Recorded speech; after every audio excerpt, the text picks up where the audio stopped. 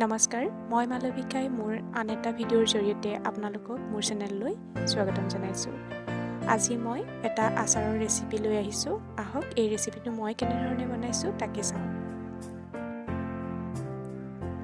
প্ৰথমে মই পেন এখনত ধনিয়া গুটি 4 চামুচ দিছোঁ।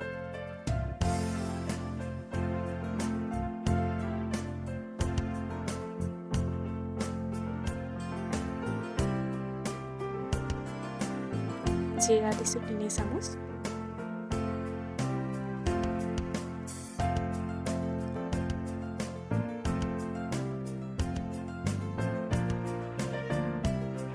চফ 3 চামুচ দিছোঁ।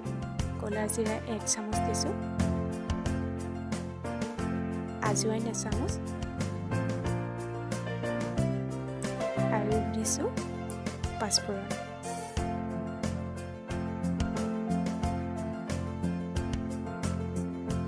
আৰু কেইটামান শুকান জলকীয়া আৰু দিছোঁ বগা সৰিয়হ 3 চামুচ। এই আটাইখিনি মই এতিয়া ভালধৰণে ভাজি ল'ম।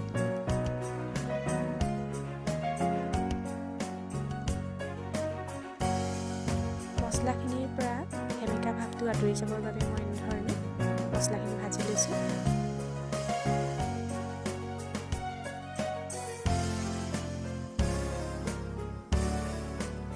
এই আটাইখিনি ভাজা হোৱাৰ পাছত মই ঠাণ্ডা হ'বলৈ কিছু সময়ৰ বাবে ৰাখি থ'ম আৰু ইয়াৰ ঠাণ্ডা হোৱাৰ পাছত মই এনেকৈ মিক্সিত অকণমান ৰাফকৈ পিচি ল'লোঁ।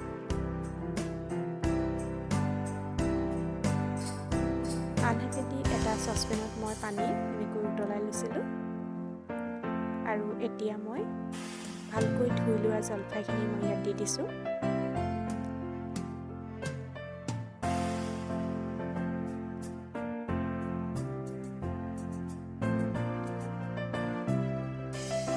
কিছু সময় ৰাখি কালাৰটো যেতিয়া জলফাই চেঞ্জ হ'ব তেতিয়া মই পানীৰ পৰা এইখিনি উঠাই ল'ম।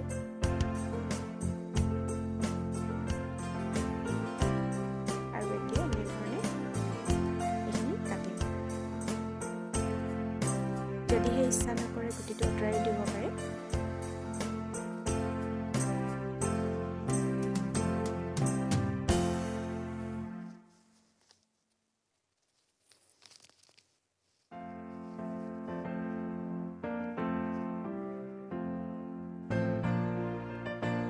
এইখিনি কাটি লোৱাৰ পাছত মই এখন চালনীত এইখিনি ৰ'দত দিম আৰু এটা ৰ'দ দিলেই হ'ব যদিহে ৰ'দটো খুব কাঢ়া হয়। তাৰপিছত আমাৰ জলফাইখিনি শুকাই গৈছে। একেবাৰে টান কৰিব নালাগে, ইয়াৰ পানীটো নাইকিয়া হ'লেই হ'ল। এতিয়া মই এখন কেৰাহীত প্ৰথমে নিমখখিনি এনেকৈ যিমান নিমখ লাগিব সেই নিমখখিনি ভাজি লৈছোঁ যাতে নিমখৰ সেই সেমেকা ভাৱটো নাইকিয়া হৈ যায়। আৰু এতিয়া মই কেৰাহীখনত তেল দিছোঁ। তেল অলপ সৰহকৈ দিছোঁ।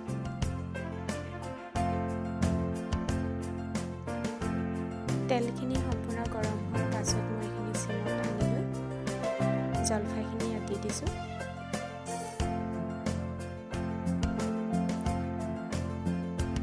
আৰু যিখিনি মছলা মই পিচি লৈছোঁ সেই মছলাখিনি এতিয়া এই আচাৰখিনি দি দিছোঁ। গেছটো মই অফ কৰা নাই, কিন্তু এতিয়া মই দিছোঁ ইয়াত প্ৰয়োজন অনুসাৰে হালধি গুড়ি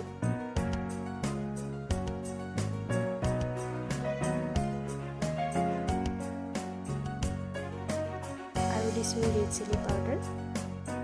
এইটো অকল কালাৰৰ বাবেহে ব্যৱহাৰ কৰিছোঁ, বৰ বিশেষ জ্বলা ইয়াৰ পৰা নাহে। আৰু এতিয়া মই ইয়াত দিছোঁ জলকীয়া গুড়ি।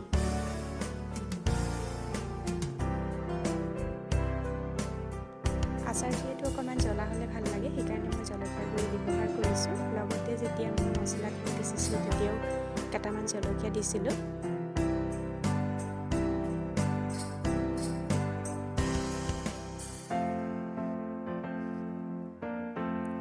এতিয়া মই ভাজি লোৱা নিমখখিনি ইয়াত দি দিছোঁ। নিমখ অকণমান বেছিকৈ ব্যৱহাৰ কৰিব লাগে, ব্যৱহাৰ কৰিলে ই প্ৰিজাৰ্ভেটিভৰ কামো কৰে।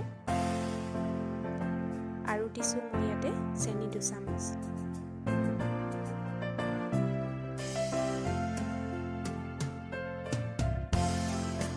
আটাইখিনি মই এতিয়া ভালদৰে মিলাই ল'ম।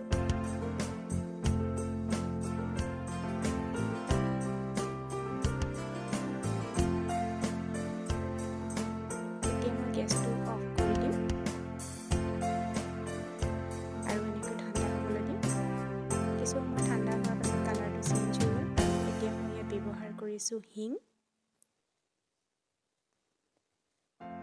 যেতিয়া সম্পূৰ্ণ ঠাণ্ডা হ'ল তেতিয়া মই ইয়াত বৈয়ামটোত ভৰাই দিলোঁ আৰু তাৰ পাছতহে মই ইয়াত ভিনেগাৰ দিছোঁ। ভিনেগাৰ আচলতে আগতেও দিব পাৰি।